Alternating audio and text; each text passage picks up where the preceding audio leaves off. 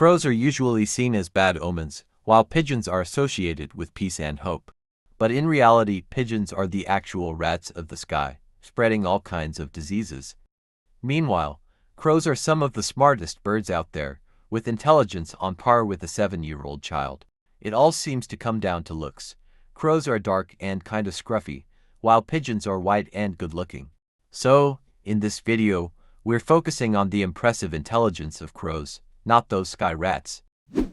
We all know the fable of the crow and the pitcher, where a thirsty crow finds a pitcher of water, but the water level's too low for it to reach.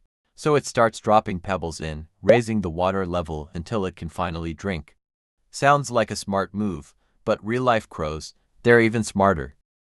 For example, an experiment with Betty, a New Caledonian crow.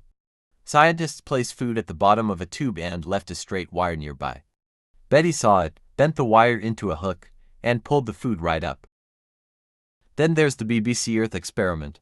They set up food in a deep hole and provided a whole toolkit for a crow. A short stick hanging on a string, 3 stones in 3 cages, and a longer stick in a plastic box. The crow had to use the short stick to get the stones out, drop the stones into the plastic box to get the long stick, and then use the long stick to get the food. When they started observing, the crow grabbed the short stick from the string and tried to pull the food right away, but it didn't work. So, it switched tactics, using the short stick to retrieve each stone, dropping them in the box to get the long stick, and finally using it to reach the food. 8 individual stages completed. The crow performed all 8 tasks in the correct order. Another example, in Tokyo, crows dropping a nut from a great height onto a hard road sometimes crack it. But some nuts are tough, just won't crack with this method. For these nuts, the crows drop them on the road for cars to crush. Then they wait for the light to turn red and swoop down to get the nut when it's safe. Crows are also known for being super sneaky when it comes to hiding their food. When they stash their snacks, they look around to see if anyone's watching.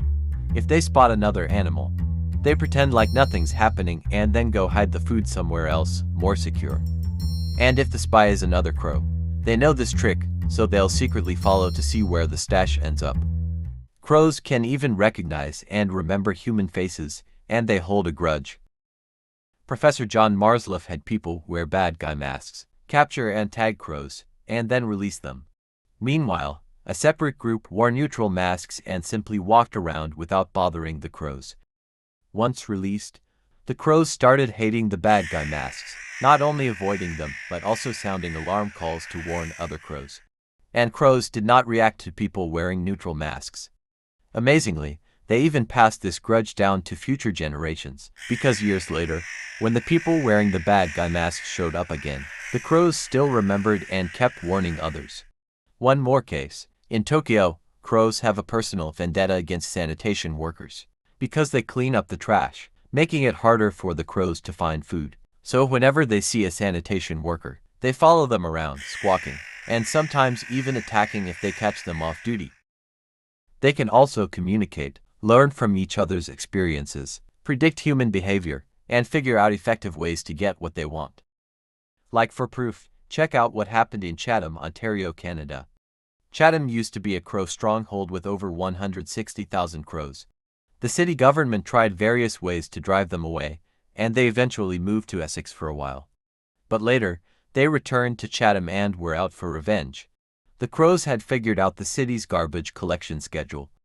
As soon as the trash was put out, they swooped down, rip open the bags, and scattered trash everywhere, while looking for food. When city workers did night patrols to scare them off, the crows realized they would leave by 11 p.m. So, they simply wait until 11:01 p.m. to descend on the town. And when hunters fired shots at the crows, they learned to fly just high enough to avoid getting hit. So yeah, don't judge a crow by its feathers. What do you think? Are crows geniuses or what? Let me know in the comments below. Thanks for watching.